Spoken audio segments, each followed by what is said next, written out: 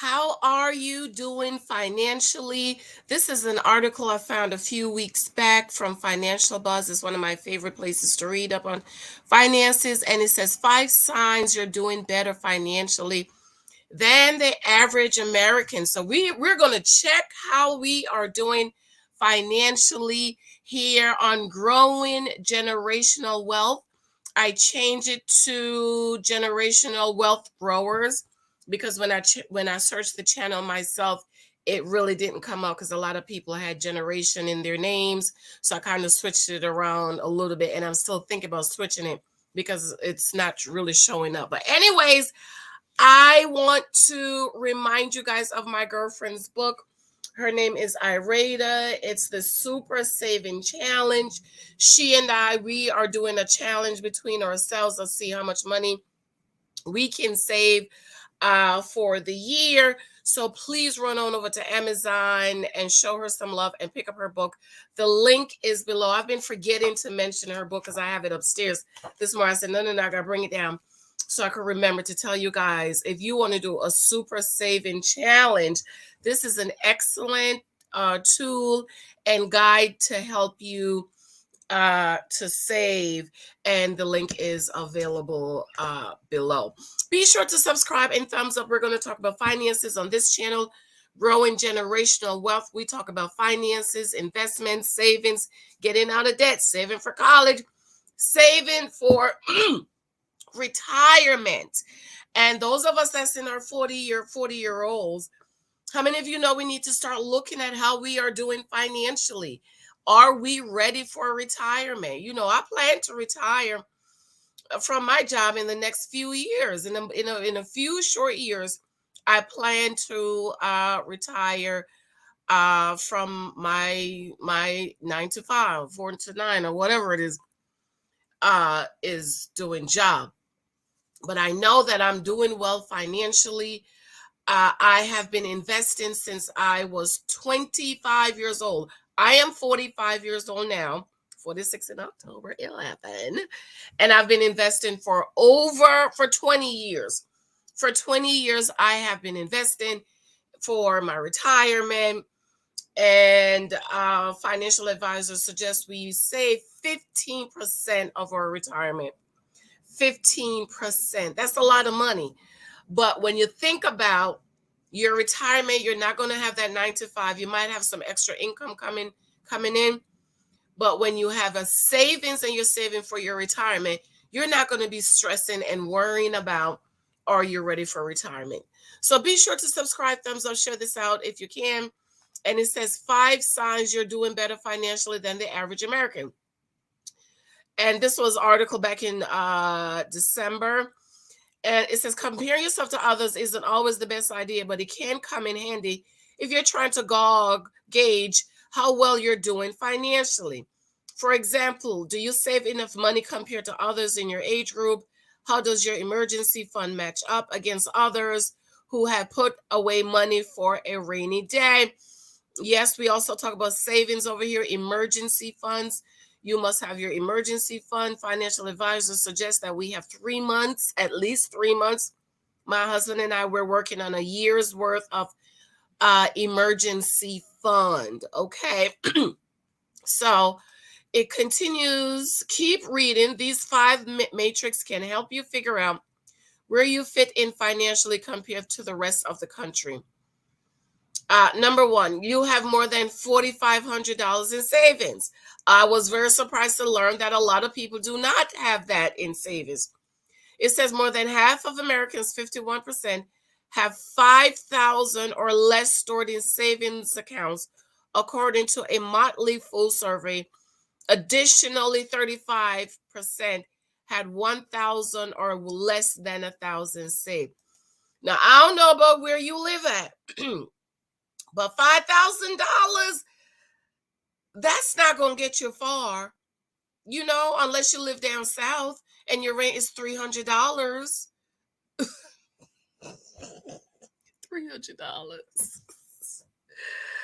You know what I mean? So $5,000, that's not a lot of money. But if you have $5,000, that's a blessing.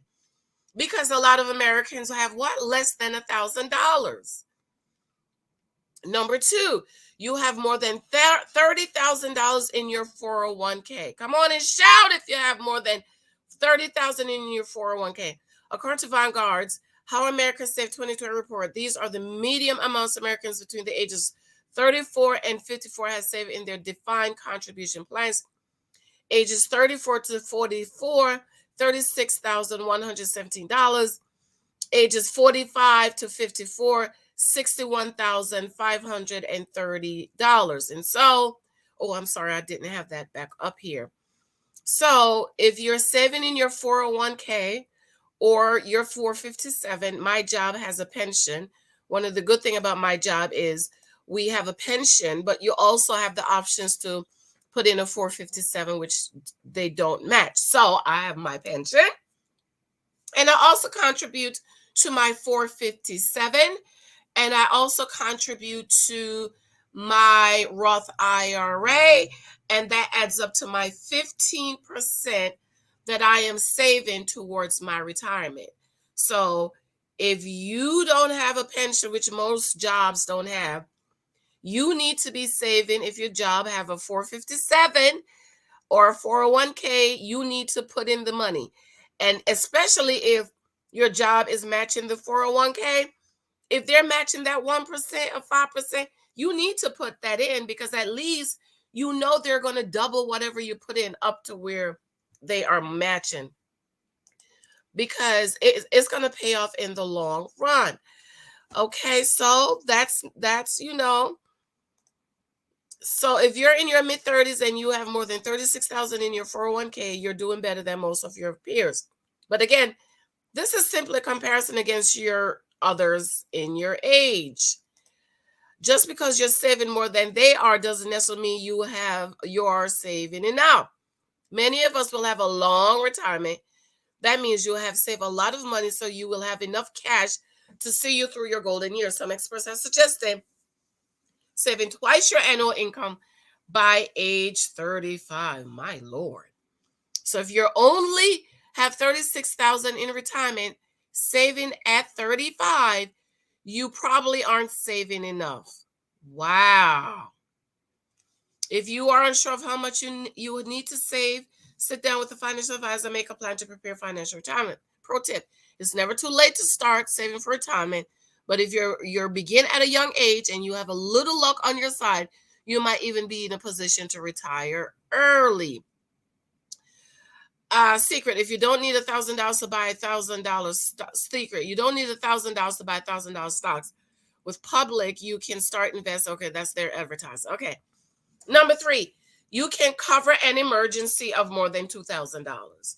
So if you can just go to your bank account or your savings and take out $2,000, then you're in a decent place. But if that's all you have, girl, you in a bad place. The Motley Fool survey found that 47% of Americans have an emergency fund they can tap into if they need money suddenly. The median amount in such accounts is $2,000. Other surveys have found that many people have far less saved for a rainy day, as little as a few $100s. So if you think you can cover an expensive more than $2,000 the next time one pops up, you can feel pretty confident that your finances are more secure than others in America. Okay, and number four, you have less than $6,500 in credit card debt. Credit card debt is killing Americans. Okay, so if you have less than 65 in credit card debt, they say you're in a decent place. The average American adult holds 6,569 in credit card debt, according to Learning Tree analysis, and the situation appears to be growing worse with time. If you have less than 6,500 credit card debt, your debt load is better than most.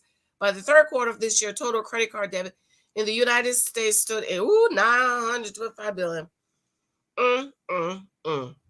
But it's crucial to keep going forward. That's especially true if you plan to retire soon, as your fixed income can make it harder to pay down your credit card. So they're saying pay off your credit card debt. Number five, your total net worth is at least $100,000.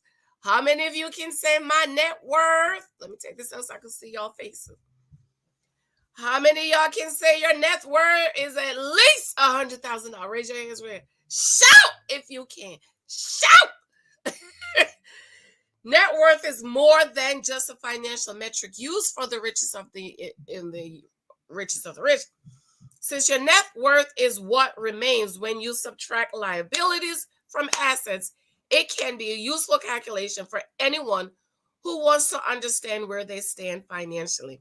To calculate your net worth, find the total cash value of any property, jewelry, cash, investment, insurance policies, and other assets. Then subtract any debt, such as mortgage, loans. Oh my God, I didn't put this back up. Good thing I checked.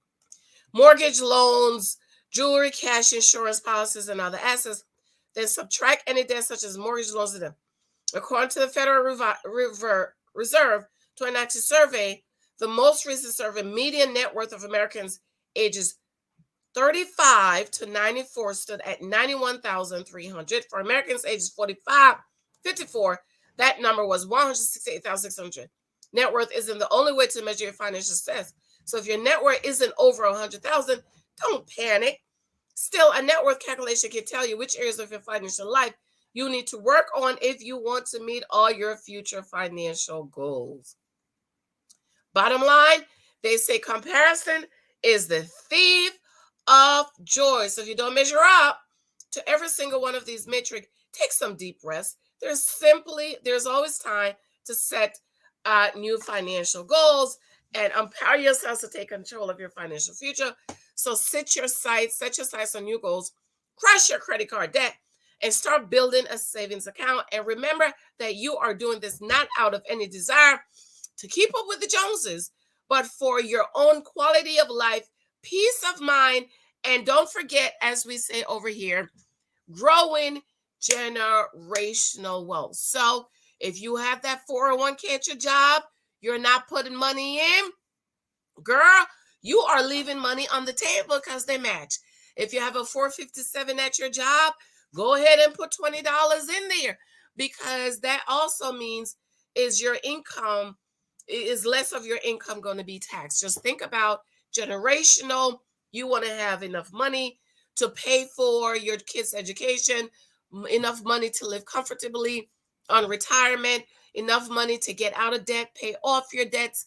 Most importantly, enough money to pass on to the next generation, so the next generation don't have to start over.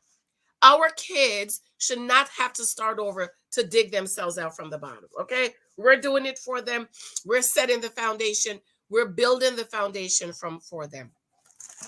I love you. I adore you. Let me know what you think. How are you doing financially? How long you been investing, girl? How long you've been investing? I love you. Be sure to subscribe. Remember to check out my girlfriend's our rated book Super 7 Challenge. She and I were doing a challenge with each other, trying to see how much we can save between ourselves. So this is an excellent way for you to start saving.